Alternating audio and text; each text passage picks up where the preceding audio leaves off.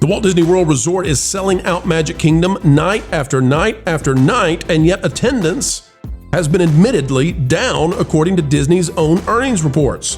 Down 1%. How can that be if they're reaching capacity? Well, it turns out we found out something big, and we'll tell you why Disney is messing up when it comes to the Magic Kingdom, and now it's time to fess up. There's a better way to run their after-hours events.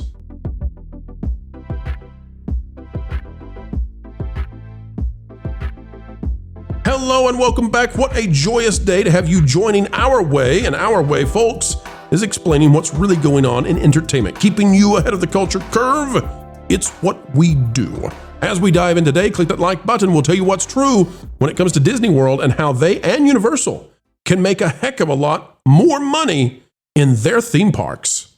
The Walt Disney World Resort is selling out day after day, but in a way that makes us wonder what's really going on. We're going to tell you about it. All congratulations to Magic Kingdom, because yet again, another one of their special VIP after-party events is at capacity, and that means they can't fit more people in there. Shoulder to shoulder, you can't go anymore because the tickets, they're all gone. But that's not the real story here. Hang on, we'll talk about it. Last chance, only one date left for Mickey's Very Merry Christmas Party 2025. The 2025 season of Mickey's Very Merry Christmas Party at Walt Disney World is close to a full sellout. With the most recent sellouts, only December 16th still has tickets available. We bet that's gone by now too. Every other party night from November 7th through December 21st is now sold out, continuing a rapid sales pattern that has pushed this year ahead of last year's pace. December 16th is priced at $220 per person plus tax, which means $250 basically. And that's going to get you in the park from what, 6 p.m. until midnight, 6 hours for $250. Now, Marvin, I have said that they need to move this. These need to start at 8 p.m. They need to start at 8 p.m. and go to like 2 a.m. I think that's a better system. I think people would still pay for them. The problem is that when they do these things, that you're in the park the rest of the day for such a short amount of time that it's like a ghost town. And that's really where I want to go with this, because Disney just announced in their most recent earnings report that they had a 1% decline in attendance. Okay? A 1% decline in attendance. And we'll read this article in just a minute, but people need to know this. If Disney is selling out at capacity all of these after-hours events, and if that's being accounted as attendance, and yet the overall decline is 1%, which is to say that 1% less people pass through those turnstiles, again, you have 40, 50 ticketed events where your capacity, and yet your overall attendance declined by 1%. The only way that's possible is if the normal daytime guests have really declined way more than 1%. Way more than 1%. And that's the giveaway they don't want you to know about. So I'm here to celebrate, guys. I love that Disney is doing such a great job when it comes to their ticket sales for these after hours things, whether it's the Mickey's Not So Scary, whether it's the Mickey's Very Merry Christmas, whatever the case might be. Great. And I'm glad people love them. But there's got to be a better way to do this, because, Marvin, people are not going to the daytime Magic Kingdom when they're doing these after-hour events, because who wants to go and leave at 6? Well, that's not the only thing they're not going to, Pro. We have an article about this up on thatparkplace.com right now, written by our own Ron Bradley, and he points out in it that while there is only one night available still for Mickey's Very Merry Christmas Party, you know, Jollywood Nights still has 10 nights available. 10 nights. Now, explain to the audience there, what is Jollywood Nights? What is that? So Jollywood Nights is the more adult-themed Christmas party that they have. Not adult-themed in, bad, but like it's geared more toward dual-income, no kids, Disney adults. It's more about glam, and it's more about drinks and stuff like that. So that you can go to pretty much, most days of the year at the moment. But now the Mickey's Very Merry Christmas Party, the prices have gotten completely outrageous to the point where I am shocked that it's still selling out like this.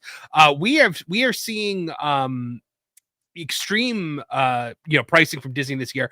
Mickey's Very Merry Christmas Party for me and my wife was a Christmas tradition. Every year in December, we would go to the Christmas party. We're not going this year because it would have been well over $400 just for the two of us for 6 hours. We decided instead we're going to go in December to Epic Universe for a day because it'd be a lot less money to go for the entire day, and they're decorated for Christmas.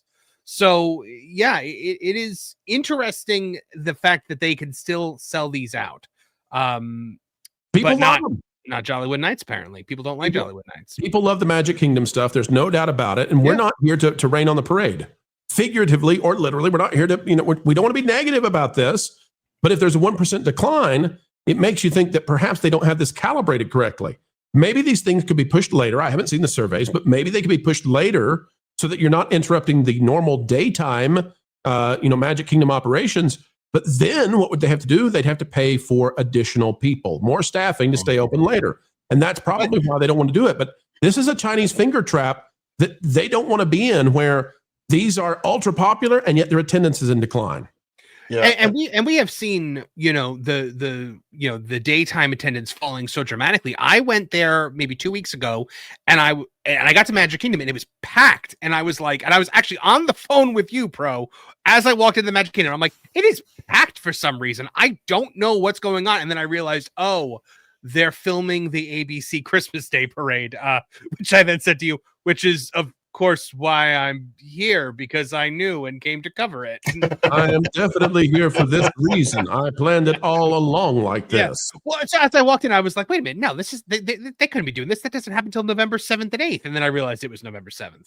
So exactly. Ron, what are your thoughts about this? Clearly, this is one thing that's working extraordinarily well for Disney. Guests love it. Locals love it. It's driving a ton of money, and yet it may be damaging the overall attendance. Well, I mean, I'm looking at my app right now, my Disney Experience app. Today is a party day. So the Very Merry Christmas party happens to be going on tonight at the Magic Kingdom. Well, as I look at my app, it also says it's a good to go day for pass holders. That means no reservations required, which means that during the day, there's nobody there. And it's the events are selling better than the daytime tickets for the most part at the Magic Kingdom and certainly some of the other parks. I think that the Uncle Jesse with the Beach Boys at Epcot over the weekend, that apparently was well attended, and there were some crowd issues there. But other than that, like the days that I have been to the theme park during the day this week or during the day this year, just there's not a lot of people there. When I can walk into the Magic Kingdom and cut through the Emporium and get through the entire Emporium, which is in line with Main Street, and out the other side, which is the hot dog store, Casey's Corner, I'll usually cut through there because a lot of times what I'm covering is I've been covering the Rivers of America and the walls and trying to get to Frontierland. So I'll come in, and I know where I got to get to, and I go into the Emporium. In the past, the Emporium is really crowded, and it's hard to, make your way through there, and you're passing a lot of people, and it could take a good 5-10 minutes to get through. This year, 2 minutes tops, maybe 90 seconds. I'm through the entire Emporium. It's not short, but it's not been crowded this year, and it's there it is, the Emporium. That's a Christmas time, so you'd think it should be more busy, but wow, it's just been it's been a very, very strange year at the Magic Kingdom. Hey, grateful, good for them that they're selling out these parties. There is still, I just checked just now, and the 16th is still available, but what I'm suspecting is that people are seeing more the value of entertainment, specialty fireworks, right? There's specialty fireworks at these parties. There are special shows. There's special parades. There are meet and greet characters. There's and Ron, these are also very expensive. Right. These are very expensive events, and that's why I believe the revenues are up for Disney. And listen, that's no dig against them, but when you're at capacity for these after-hour events and they're at a premium price, that's why the revenues are up. But the normal daytimes, if you dropped 1%, while at the same time you've added 40 to 50 at capacities, then you have to have really low crowd levels. And this is what we've been talking about over and over again. And we'll put this up there, and we'll say, it's a ghost town at Disney or whatever, it's empty. And we'll have channels that say, oh, they lie. No, I think we've got this proven out now.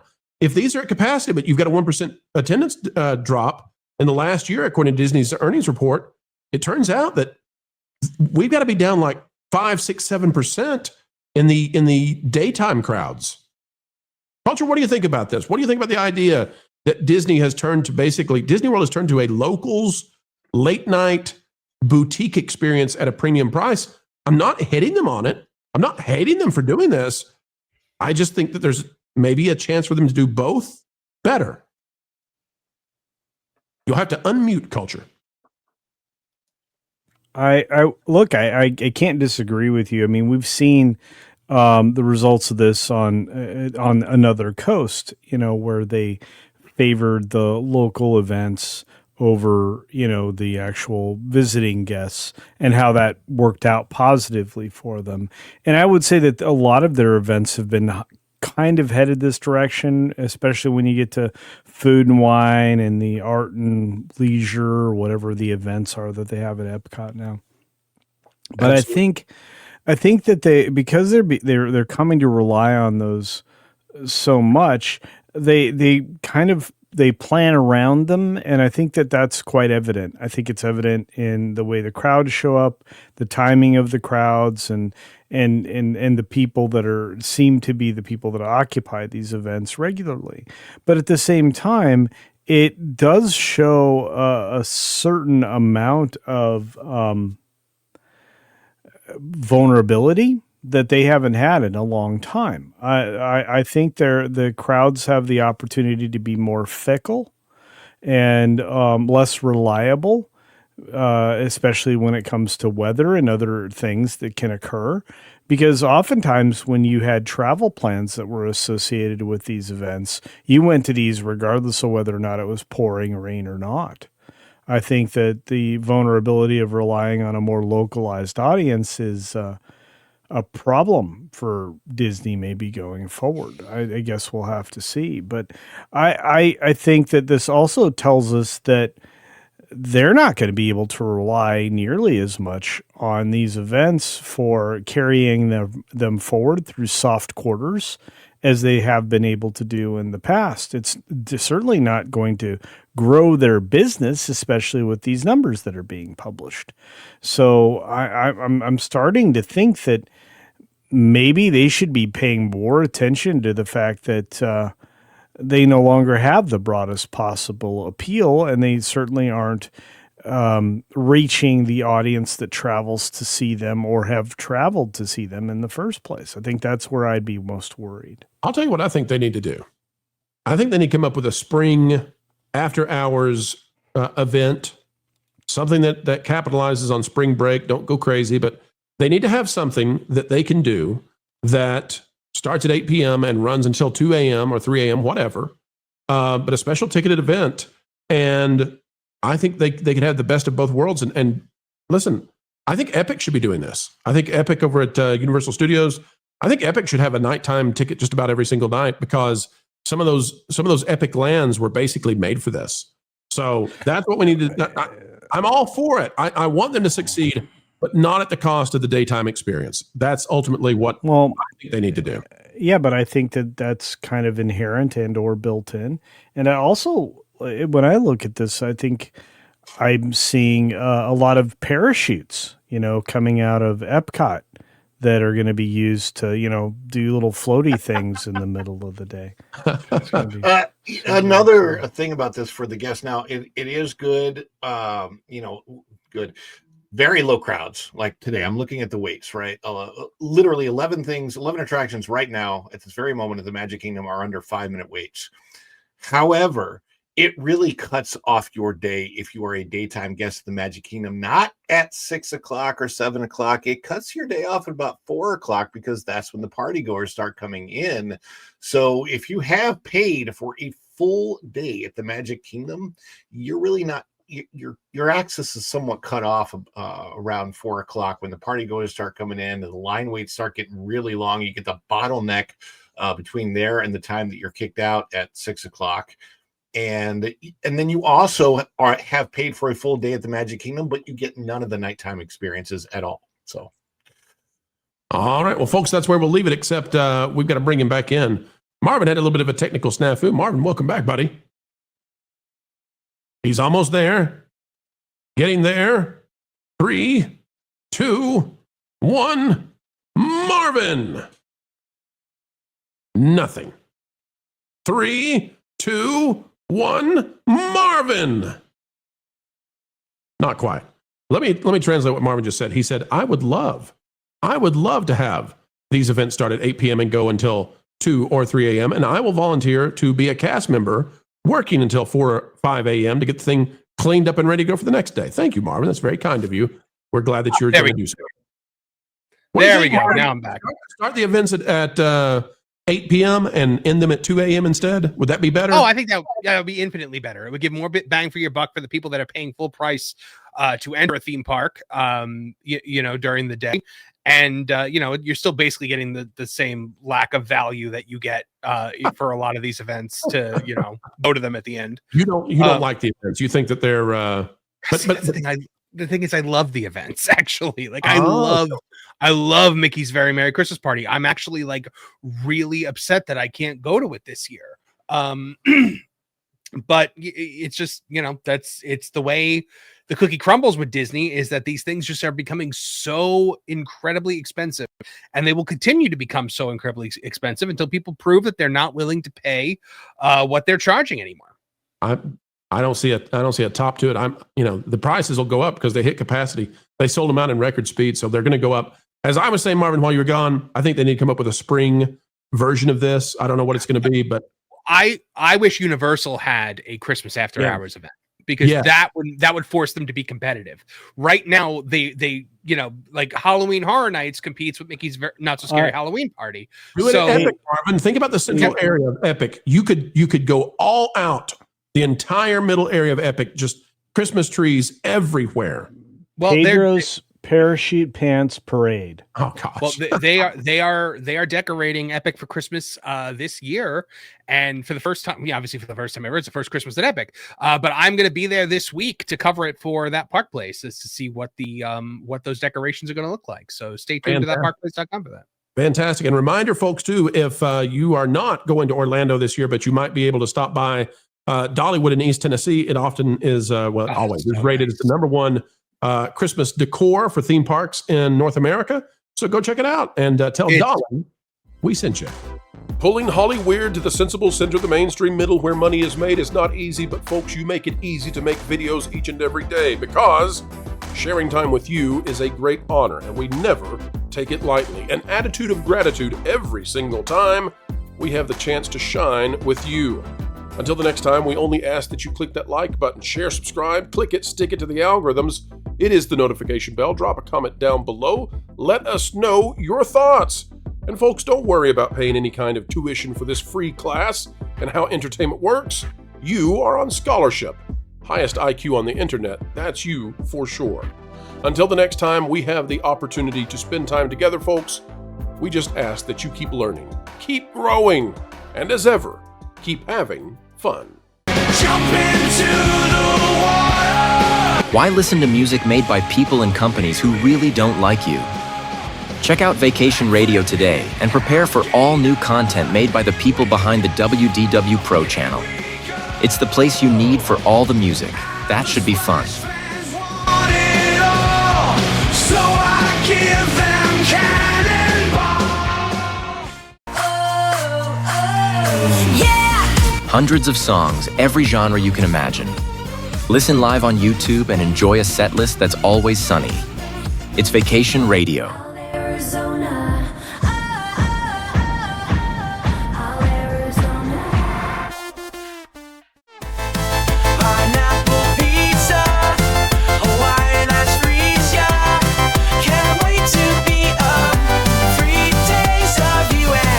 What are you waiting for?